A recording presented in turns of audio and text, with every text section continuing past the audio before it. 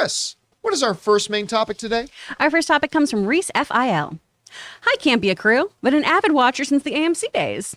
My question involves that glorious video of Jamie Lee Curtis announcing that Halloween Ends will air in theaters and on Peacock. We've spoken ad nauseam about how this release plan is a bad idea, but I feel like Jamie strongly hinted that there is a reason to see the movie both in theaters and on streaming. Could it be that this movie has alternate endings? Yeah, I know I'm probably speculating too much, but wouldn't that be an ingenious move to promote ticket sales and subscriptions?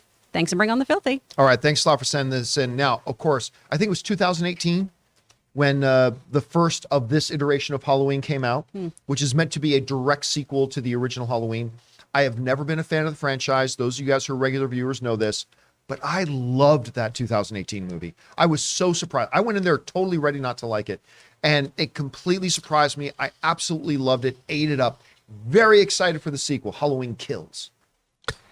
And then they did that stupid thing where they put Halloween Kills on straight to video, straight to Peacock, and they released it day and date in Peacock and in theaters. A move that cost them untold amounts of money, just a crazy amount of money that it cost them. Here's a little bit of an example of this and the money that they cost. When you go in and you look at, let me see, where did it go? I lost it a bit. Oh yeah, here we go. Okay, so Halloween, the 2018 movie, made $255 million on, I believe, a $20 million budget. And people ate it up. It had a Rotten Tomatoes critic rating of almost 80%, 79 point something percent. People liked it. People went out to see it. They went out to support it. They went to watch it, made the money. Glorious. Now, when a first film like that comes out and it goes over great with the audience and the critics and it does well, you can expect an uptick going into the second one.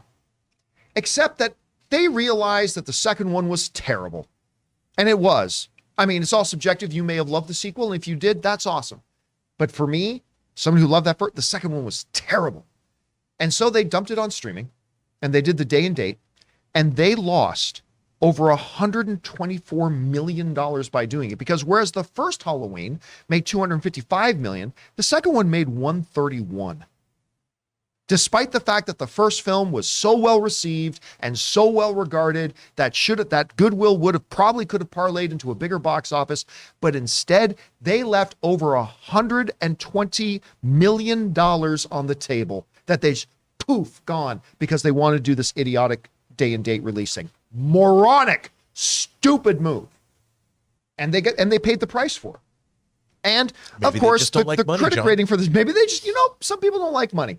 More money, more problems, right? We want less problems. So they said, let's just put this thing on day and date. And it also suffered because, and again, we were right when we saw, I bet you this movie sucks, that's why they're doing it. Turns out it's true. The rating went from almost 80% down to 30%. So that's not good.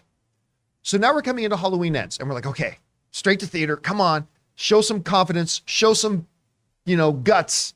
Nope. They come out and announce that Halloween Ends is going to go straight to streaming again, as with their moronic day and date release. This comes to us from the folks over at Screen Rant who write the following. Halloween Ends, which comes to theaters on October 14th, will take place 4 years after the events of Halloween and its 2021 sequel, Halloween Kills, both of which take place on Halloween night in 2018. The plot will follow Laurie Strode, Jamie Lee Curtis, of course, the immortal Jamie Lee Curtis, as she works on her memoir and whose life is thrown back into chaos when her granddaughter Allison, played by Andy Matchit, I don't know how to pronounce it. New boyfriend Corey Cunningham, played by Rohan Campbell, is accused of killing a child he was babysitting. I bet it wasn't him that killed the child. I bet I know who killed the child. Anyway, that again comes to us from the folks at Screen Rant. Listen, because I love the first one so much, I've been looking forward to this, what they're calling the final installment, Halloween Ends. But I'm not going to lie to you. The fact that they're going with this day and date thing again, that just screams to me, yeah, they know this movie's bad.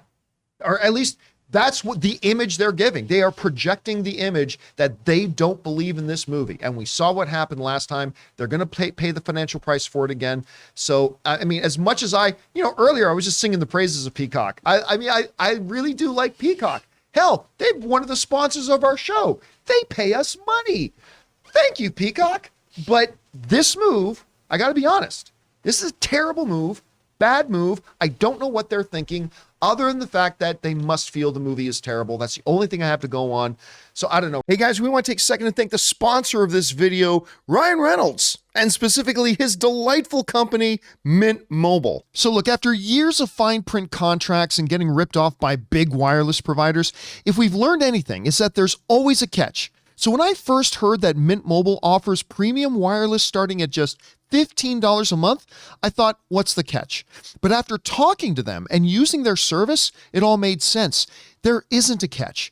And guys, this is no joke. I have been using Mint Mobile for months now. And on top of the fact that I'm spending literally about 1/3 every month of what I was spending on my former major carrier, I've discovered no decline in my service. I kept my phone number and I was able to keep my phone. The switch from my old service to Mint Mobile couldn't have been easier and saved me more money. And the best part for anybody who just hates their phone bills is that Mint Mobile offers premium wireless for just $15 a month. All of their plans come with unlimited talk and text plus high-speed data delivered on the nation's largest 5G network. Use your own phone with any Mint Mobile plan and keep your same phone number along with all your existing contacts. To get your new wireless plan for just $15 a month and get the plan shipped to your door for free, go to mintmobile.com/Campea. That's mintmobile.com/Campea. Cut your wireless bill to $15 a month at mintmobile.com/Campea. Rob, you hear about this. How did you feel about the first two movies, and what do you think about this particular move right now? Well, Halloween was the very first piece of physical media I ever owned. I got it for my 13th birthday. I got a VHS copy of Halloween. I've seen it 100 times. I showed it to all the girls in my neighborhood that were not supposed to see it. My parents would get calls about it. Your son showed my daughter an R-rated movie. But I didn't like Halloween 2018. I thought it was okay. Oh, I love it. Halloween Kills I didn't like at all. Yeah, me neither. But here's the thing. I like the franchise. I can't not like it. I want it to succeed. I do not understand with what we saw happen at Warner Brothers. Day and date releasing is only detrimental to films, even if they're bad. I can't imagine that this is a good move. It's Blumhouse too. You'd think that they would be like, nope, you have to release our movie. And they have enough clout that they should be able to release their films in theaters. I don't understand. I really don't understand the financial. We've seen that day and date doesn't work. You lose money. I mean, I guess it works for Peacock, I guess. But how much money might this movie make, and how much does it undercut the box office of opening weekend? I don't understand the strategy at all. I don't. Chris, what do you think about it? Well, going back to what our viewer initially wrote in here, too, that idea of alternate endings, we're going to talk about a movie that tried to do that in a little bit here. Clue. How did that work out for them? That made audiences so confused and angry and just perplexed. So I don't think we're getting alternate endings with the idea of same day and streaming and release. Also, I'm so confused because we saw Jamie Lee Curtis come to CinemaCon and show us some footage of this film and just like own that stage and let us know that Laurie is back. And even as somebody who is not a big horror fan, I know the importance of that iconic final girl, Laurie. I know that. So it really bums me out that this film, oh, hi, Judy Greer. Oh, you're in this? Okay, I might actually watch this. I love you. I don't understand why. She's not in the new one. She was in the last one. Yeah. Oh, okay. Oh, well, hi, Judy. I don't understand why you would do this because it just seems like such a clear indicator that you don't believe in your film and you don't think it's good.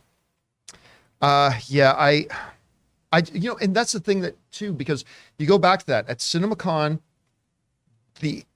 how great of a moment it was that and Jamie Lee Curtis came out on stage. She was and amazing. We're like, oh, we're in her presence. Oh my This is amazing. gosh. And they talked about the film and all this kind of stuff. That clearly, it was at the time, the plan was for this to just be a theatrical release.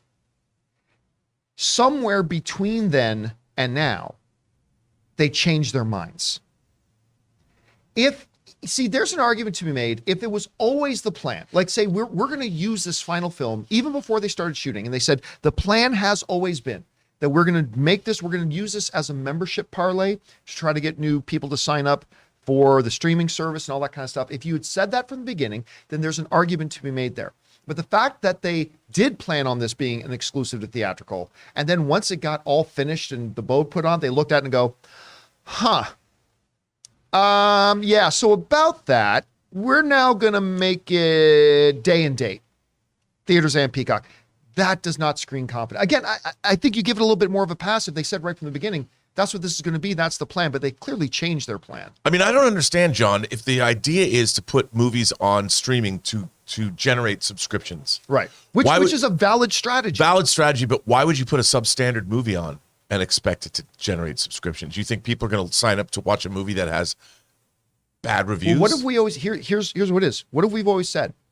If you want a movie to generate excitement on your streaming channel, right? You give it a theatrical release. Yeah. You get that positive word of mouth. You get that buzz. You get that people excited, and you make that money, and then you put it on your streaming service, and it'll have a bigger launch on your streaming service than otherwise. I completely agree. However, if the movie's not good, and you put it in theaters first, and everybody hates it, then there's zero excitement when you say, now it's on our streaming service. Yeah. So that seems to be the strategy, I think. I mean, I could be dead wrong about that. I don't know. But if it's a bad film, you're not going to get a lot of subscribers anyway. Either way. But you might get trick a few people into signing up when no one's seen it yet and say, okay, I'll sign up for Peacock to watch this movie that nobody's told me is terrible yet. So I don't know. Look, listen, I haven't seen the movie. Let me be clear. Maybe this movie is awesome. Because like, how many times have I thought a movie or show looked bad and then I sat down and watched and go, wow, I really like that. Hopefully that's what's going to happen here. So